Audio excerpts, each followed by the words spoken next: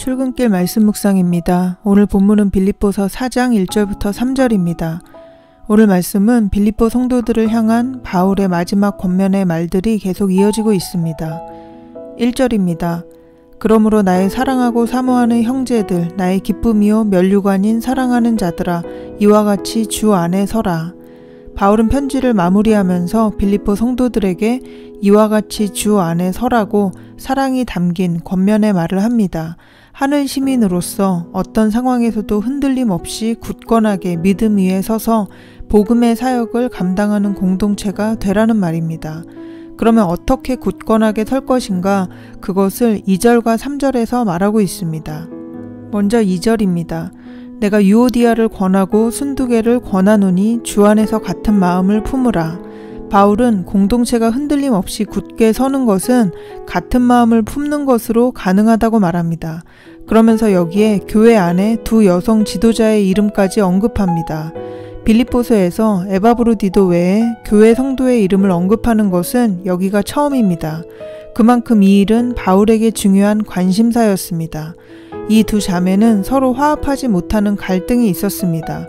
바울은 유오디아와 순두개 각각에게 권한다는 말을 따로 쓰고 있습니다. 이것은 바울이 어느 한편을 들지 않겠다는 뜻이고 화합을 위해서 두 사람 모두의 노력이 필요하다는 것을 말합니다. 같은 마음을 품으라는 것은 단순히 한 마음을 품으라는 것이 아니라 주님의 마음을 함께 가져야 한다는 의미입니다. 앞서 2장 5절에서는 그리스도 예수의 마음을 품으라고 말했습니다. 예수님의 마음은 겸손과 낮은 마음으로 서로를 낮게 여기는 마음이었습니다. 공동체 안의 갈등을 끝내기 위해서는 같은 생각을 가지라고 하는데 그럴 수 있는 것은 주 안에서만 가능하다는 말입니다. 그래서 주 안에서 같은 마음을 품으라고 말합니다.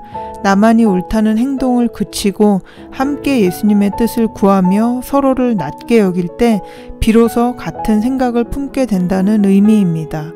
3절입니다. 또 참으로 나와 멍에를 같이 한 내게 구하노니 복음에 나와 함께 힘쓰던 저 여인들을 돕고 또한 글레멘드와 그 외에 나의 동역자들을 도우라. 그 이름들이 생명책에 있느니라. 바울은 이 두 사람을 책망하는 대신 오히려 그들이 얼마나 귀한 사역자인지를 말하고 있습니다. 나와 멍에를 같이 한 자가 누구인지는 알 수 없지만 그에게 두 여성 지도자들을 도와주라고 부탁하면서 이 두 사람을 복음에 나와 함께 힘쓰던 사람들이라고 합니다. 그들이 얼마나 귀한 사역자인지 말하고 있습니다. 그러면서 그 이름들이 생명책에 있다고 합니다. 비록 갈등을 일으키고 있지만 그들은 여전히 하나님의 백성들이기 때문에 도와주라는 것입니다. 결국은 한 형제이고 한 분 예수님으로 인해 구원받은 존재들이기 때문에 끊을래야 끊을 수 없는 관계라는 말입니다. 그렇기 때문에 서로 신실한 조력자가 되어 함께 더 굳건하게 세워가라고 말합니다. 그들의 회복은 개인뿐 아니라 복음 사역을 위해서도 교회에게도 필요하기 때문입니다. 바울은 편지를 마무리하면서 다시 한번 주 안에서 한 마음을 품을 것을 권면하고 있습니다. 예수님의 마음을 함께 품지 않는다면 갈등 해소를 위한 어떤 해법도 미봉책에 불과하기 때문입니다.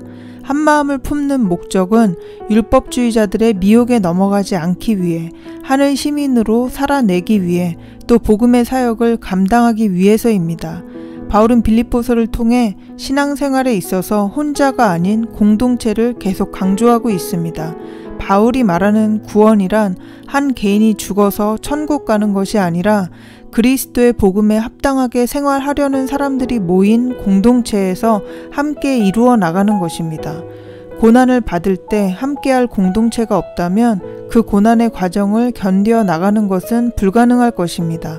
신앙생활에 있어서 혼자서는 약하고 넘어질 수 있지만 군대와 같이 뭉쳐서 어떤 고난이나 미혹에도 흔들리지 않는 공동체를 이루어서 복음을 증거하며 주를 향한 믿음과 주께서 주시는 능력으로 승리하라고 바울이 말하고 있는 것입니다.